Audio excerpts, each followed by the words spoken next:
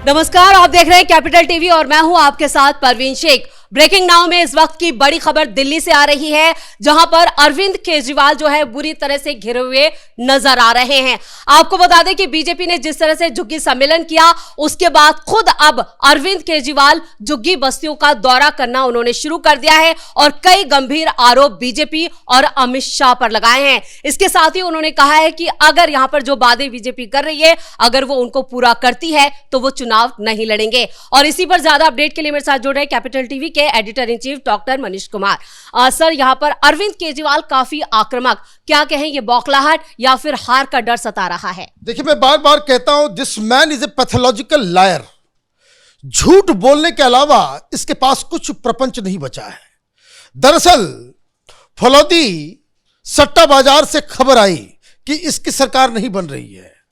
फुलौदी सट्टा बाजार ये बहुत ही इंपॉर्टेंट रोल प्ले करता है। जब पिछली बार चुनाव हो रहे थे तो सट्टा बाजार ने पहले ही कह दिया था कि पिछली बार से भी ज्यादा बेहतर रिजल्ट आने वाला है, और वैसा ही हुआ। इस बार वही सट्टा बाजार ये कह रहा है कि केजरीवाल की सरकार नहीं आने वाली है, तो ये ड्रामा करने पहुंच गए। कारण क्या है? ये क्या कह रहे हैं? ये कह रहे हैं कि अगर झुग्गी वालों को घर दे दिया जाए तो मैं चुनाव नहीं लड़ूंगा।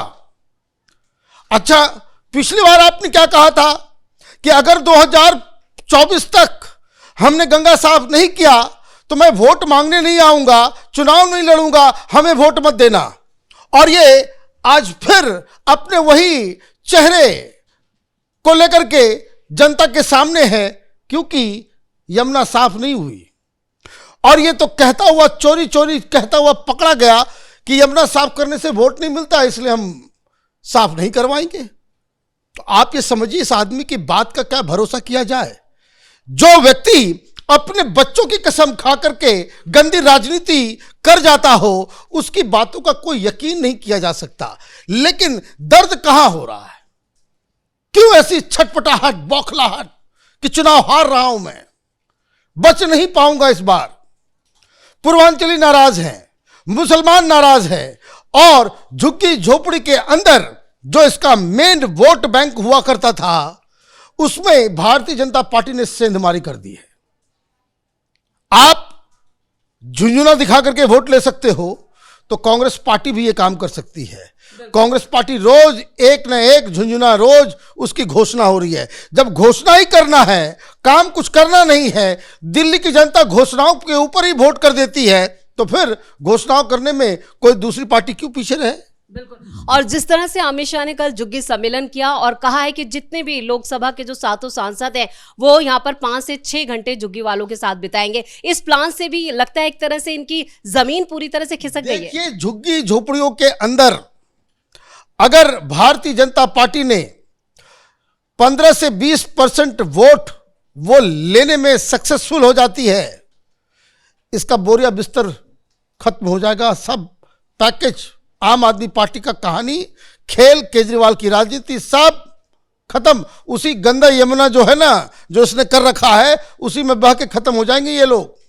डॉक्टर साहब, हाँ, यहाँ पर सीएम आतिशी ने भी क्राउड फंडिंग कैंपेन भी लॉन्च कर दिया है। पैसे की तंगी दिखाई है, लोगों से मदद मांगी। उसके ऊपर अभी मैं आता हूं। ये क्या, ये तमाशा है इन लोगों का? हाँ, सिर्फ आतिशी को पैसे चाहिए, बाकी लोगों को पैसे नहीं चाहिए। बाकी लोगों के लिए क्या, पार्टी के लिए क्राउड फंडिंग नहीं हो रहा है इस बार?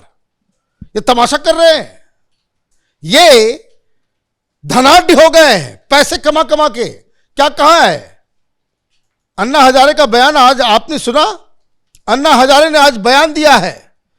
उन्होंने कहा है कि अरविंद केजरीवाल को मैं बड़ा अच्छा समझता था, जब तक हमारे साथ था बड़ी ऊंची ऊंची बातें करता था कि त्याग करो, चरित्र जो है अपना ठीक रखो, सच बोलो, निष्ठा रखो, ये सारी चीजें। लेकिन दारू से पैसा कमाया और उस नशे में ऐसा डूब गया कि वो सब कुछ अपना बर्बाद कर लिया और हमारे रिश्ते बिल्कुल खत्म हो गए।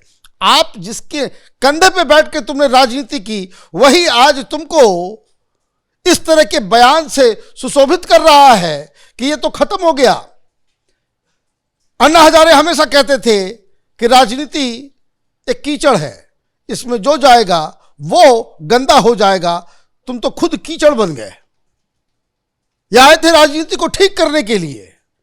राजनीति हिंदुस्तान की ठीक नहीं थी, उसमें गंदगी थी। ऑलरेडी हिंदुस्तान की राजनीतिक न्यूनतम स्तर पर चली गई थी। लोगों को तुमने छला, धोखा दिया, छलावा दिया, प्रॉमिस किया कि हम राजनीति को बेहतर करेंगे, और तुमने नए नए कीर्तिमान बना दिए। राजनीति को और भी गंदा कर दिया, इतना गंदा कर दिया कि लोग आज तुम्हारी राजनीति के ऊपर, कल तक जो तुम्हारी राजनीति पे शान करते थे, आपके अपने समर्थक मिडिल क्लास के लोग जो अब तक आपके छलावा में फंसे हुए थे, आज केजरीवाल के ऊपर थूक रहे हैं। This is the reality. अब कोई व्हाट्सएप ग्रुप के ऊपर दोस्त यार के बीच जो केजरीवाल का एकदम हार्डकोर समर्थक हुआ करता था, आज वही व्हाट्सएप ग्रुप्स पे गालियां दे रहा है। आप इस चीज को एक्सपीरियंस करते होंगे कि आपके क्लासमेट्स हो, यूनिवर्सिटी का हो, दोस्तों का हो, किसी क्लब का जो व्हाट्सएप ग्रुप्स वगैरह है, उसमें केजरीवाल को डिफेंड करने वाला अब कोई नहीं बचा। ऐसा तुमने सबका चेहरा काला कर दिया। लोग थू थू कर रहे हैं चारों तरफ। लेकिन जिस तरह से वो झुग्गी बस्तियों का आप दौरा कर रहे हैं, इससे क्या वो अपना वोट बैंक बचा पाएंगे? देखिए, कोई वोट बैंक नहीं है। लालच देकर के ये वोट बैंक लिया करता था। ये किसी का लीडर नहीं है। What is his politics? लोगों को प्रलोभन देना, ये राजनीति है।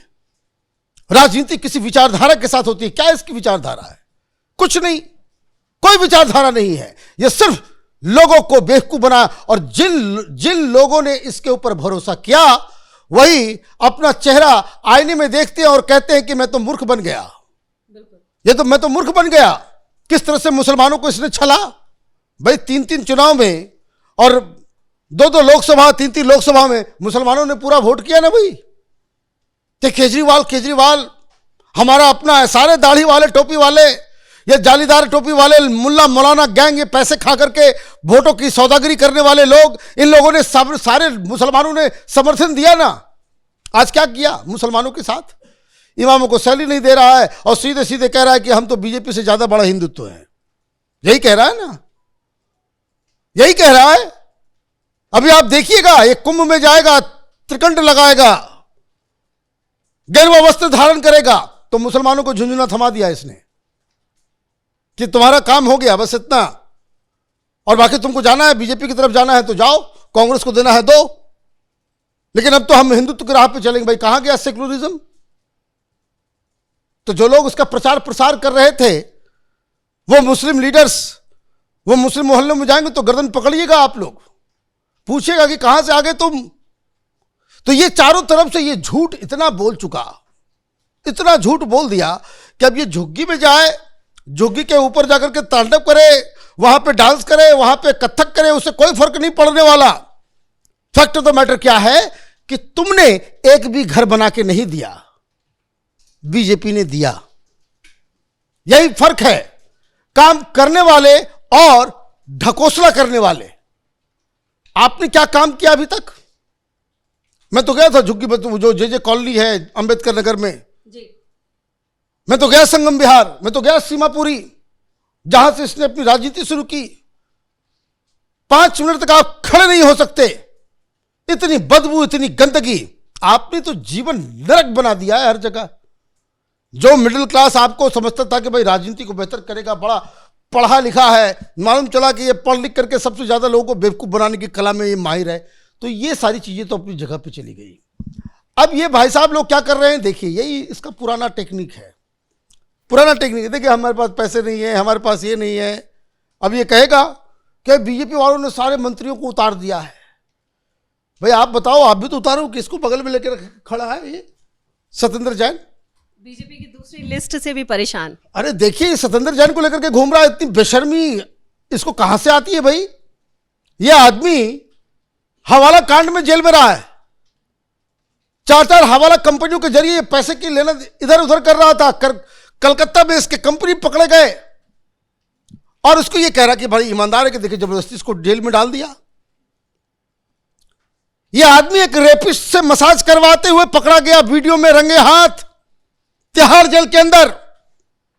किस बेशर्मी के साथ यह खड़ा होकर के उसके साथ वो प्रचार प्रसार कर रहा है। आप देखिए इस आदमी की मानसिकता, कि भाई हम लोगों को प्रलोभन दे देंगे, पब्लिक उस प्रलोभन में आकर के हमको वोट कर देगी। ये सारे लोगों के साथ ठगी किया है। मैं तो बार बार शुरू से कहता आ रहा था, अभी भी कह रहा हूं, जिन लोगों ने कभी भी जब कभी भी इसकी चुनावी राजनीति में इसको एक अच्छा पॉलिटिशियन माना, वोट किया, इसके ऊपर विश्वास किया, आज वो सारे लोग ठगे हुए महसूस कर रहे हैं और उनको अपने ऊपर ग्लानि होनी चाहिए कि एक धूर्त आपको ठग के चला गया और 3-3 बार आपको ठग लिया और आपको इसका पता तक नहीं चला। इस बार इसकी कलई खुल रही है, हर जगह यह पकड़ा जा रहा है, हर जगह इसके झूठ जो है वो सामने आ रहे हैं। बंगला नहीं लूंगा, गाड़ी नहीं लूंगा, अय्याशी के लिए आपने इतना बड़ा, भाई 9 लाख के कोई पर्दे लगाएगा, वो भी हमारे आपके पैसे से? ये शीश महल बनाएगा किसी के पास? भाई तुमने अगर अपने पैसे से किया होता तो शाबाशी देते कि यह आदमी इतना बड़ा आदमी हो गया, इसने पैसे कमाए, सब कुछ किया, अपने ऊपर खर्च कर रहा है, कोई दिक्कत नहीं है। यही झुग्गी झोपड़ी वालों के पैसे से तुमने अपने अय्याशी के लिए शीश महल बनाया, ये मत भूलिए। ये जो दिल्ली के अंदर में आप अगर कोई सामान खरीदते हैं तो उसमें आप जीएसटी देते हैं, वो जाता है सरकार के खजाने में, वही आपके पैसे से कहते भाई महंगाई महंगाई महंगाई है, तो वो जो पैसे जा रहे हैं आपके टैक्स के, उसी से ये अय्याशी करने के लिए इसने शीश महल बनाया है। तो ये देखिए, मुझे लग रहा है कि इस बार ये बहुत ही गलत पोजीशन में अपने आप को पा रहा है, इसलिए ये छटपटाहट है। हम लोग कल से कैपिटल टीवी की टीम वो अलग अलग इलाकों में जाकर के आपको बिल्कुल ग्राउंड की सही जो असलियत है वो बताएंगे, और जिस तरीके से आज केजरीवाल छटपटा रहा है उसका मूल कारण यही है कि भारतीय जनता पार्टी ने झुग्गी झोपड़ियों के अंदर 15 से 20% वोट के अंदर अगर सेंधमारी कर दी, ये 15 से 20 सीट नहीं ला पाएगा दिल्ली के अंदर में। यही आज की टोटल कहानी है। चलिए, इस तमाम जानकारी के लिए बहुत बहुत धन्यवाद। तो अरविंद केजरीवाल बुरी तरह से छटपटा रहे हैं क्योंकि बीजेपी ने अपने प्लान से इनकी रणनीति को पूरी तरह से फेल कर दिया है और अब अरविंद केजरीवाल और आम आदमी पार्टी बैकफुट पर नजर आ रही है। दिल्ली विधानसभा चुनाव का जो सियासी तापमान है वो लगातार बढ़ता जा रहा है। इंतजार 5 फरवरी का है जब लोग यहां पर अपना वोट डालेंगे और जब 8 फरवरी को चुनावी नतीजे सबके सामने होंगे। लेकिन उससे पहले जिस तरह की तिकड़मबाजी अरविंद केजरीवाल कर रहे हैं, क्या वो उसमें कामयाब होंगे या नहीं, ये तो चुनाव के नतीजे तय करेंगे। ब्रेकिंग नाउ में मेरे साथ इतना ही। कैमरामैन रवि के साथ परवीन शेख, कैपिटल टीवी।